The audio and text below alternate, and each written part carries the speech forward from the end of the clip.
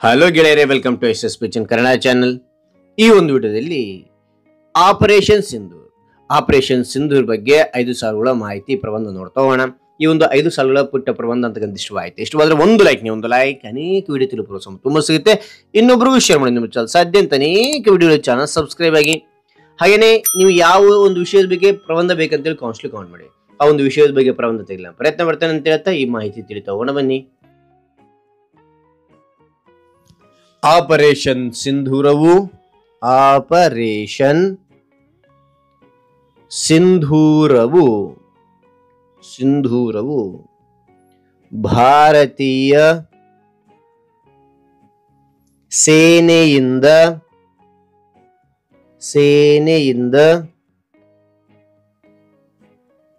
2025 ಮೇ 7ರಂದು ನಡೆಸಲಾದ ಒಂದು ಪ್ರಮುಖ ಮಿಲಿಟರಿಯ ಕಾರ್ಯಾಚರಣೆಯಾಗಿದೆ. ಮತ್ತು ನೋಡಿ, ಆಪರೇಷನ್ ಸಿಂಧೂರವು ಭಾರತೀಯ ಸೇನೆಯಿಂದ 2025 ಮೇ 7ರಂದು ನಡೆಸಲಾದ ಒಂದು ಪ್ರಮುಖ ಮಿಲಿಟರಿಯ ಕಾರ್ಯಾಚರಣೆಯಾಗಿದೆ. ಎರಡನೇ ಪಾಯಿಂಟ್, ಇದು ಏಪ್ರಿಲ್ 22, 2025ರಂದು ಪಹಲ್ಗಾಮ್ನಲ್ಲಿ ನಡೆದ ಭಯೋತ್ಪಾದಕ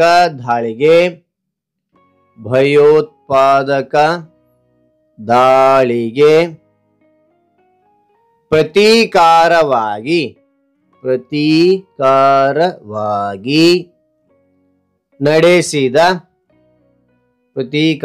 ನಡೆಸಿದ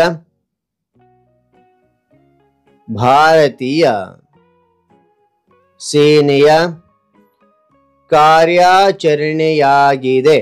ಮತ್ತು ನೋಡಿ, ಇದು ಏಪ್ರಿಲ್ 22, 2025ರಂದು ಪಹಲ್ಗಾಮ್ನಲ್ಲಿ ನಡೆದ ಭಯೋತ್ಪಾದಕ ದಾಳಿಗೆ ಪ್ರತೀಕಾರವಾಗಿ ನಡೆಸಿದ ಭಾರತೀಯ ಸೇನೆಯ ಕಾರ್ಯಾಚರಣೆಯಾಗಿದೆ.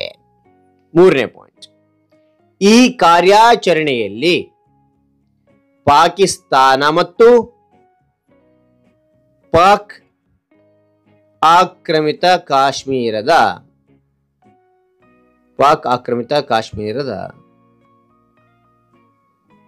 9 ಉಗ್ರರ ನೆಲೆಗಳನ್ನು ಗುರುತಿಸಿ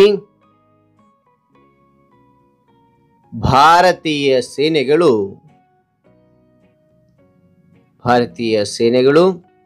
ಈ ದಾಳಿಯನ್ನು ಯಶಸ್ವಿಯಾಗಿ ಪೂರ್ಣಗೊಳಿಸಿದವು.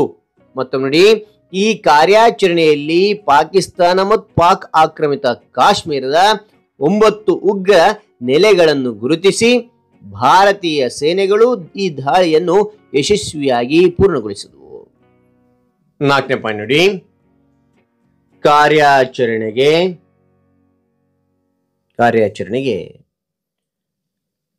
ಸಿಂಧೂರ ಎಂಬ ಹೆಸರನ್ನು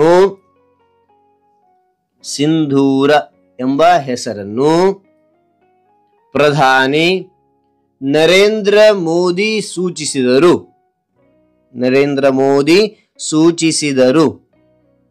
ಇದು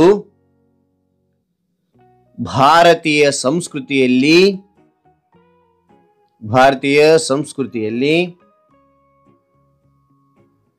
ಶಕ್ತಿ, ರಕ್ಷಣೆ ಮತ್ತು ಸೌಭಾಗ್ಯದ ಸಂಕೇತವಾಗಿದೆ.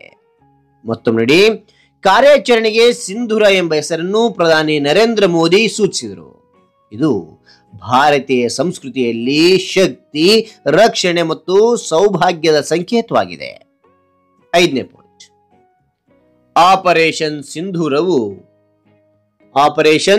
ಸಿಂಧೂರವು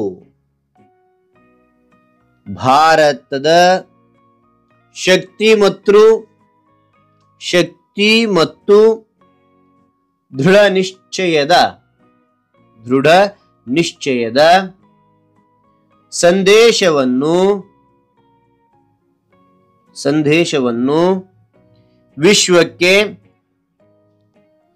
ಸಾರಿದೆ. ವಿಶ್ವಕ್ಕೆ ಸಾರಿದೆ. ಓಕೆನಾ, ರೈಟ್. ಹಾಗಾದ್ರೆ ಗೆಳೆಯರೆ, ಈ ಒಂದು ಮಾಹಿತಿ ಅಂತಕ್ಕಂಥ ಇಷ್ಟವಾದ್ರೆ ಒಂದು ಲೈಕ್, ಅನೇಕ ವಿಡಿಯೋ ಪ್ರೋತ್ಸಾಹ ತುಂಬ ಸಿಗುತ್ತೆ. ಇನ್ನೊಬ್ರು ಶೇರ್ ಮಾಡಿ ಸಾಧ್ಯ ಅಂತ ಅನೇಕ ವಿಡಿಯೋ ಚಾನಲ್ ಸಬ್ಸ್ಕ್ರೈಬ್ ಆಗಿ. ನಿಮ್ಗೆ ಯಾವ ರೀತಿಯ ಪ್ರಬಂಧ ಮತ್ತು ಪತ್ರಲೇಖನ ಬೇಕಂತ ಕಾನ್ಸ್ಟಿಟ್ಯೂಟ್ ಮಾಡ್ಬಿಡಿ. ಯಾವ ರೀತಿಯ ಪ್ರಬಂಧ ಮತ್ತು ಪತ್ರಲೇಖನ ಪ್ರಯತ್ನ ಮಾಡ್ತೇನೆ ಅಂತ ಹೇಳ್ತಾ ಮತ್ತೊಂದು ಹೊಸ ವಿಷಯ ಭೇಟಿ ಆಗೋಣ. Thank you for watching. Bye.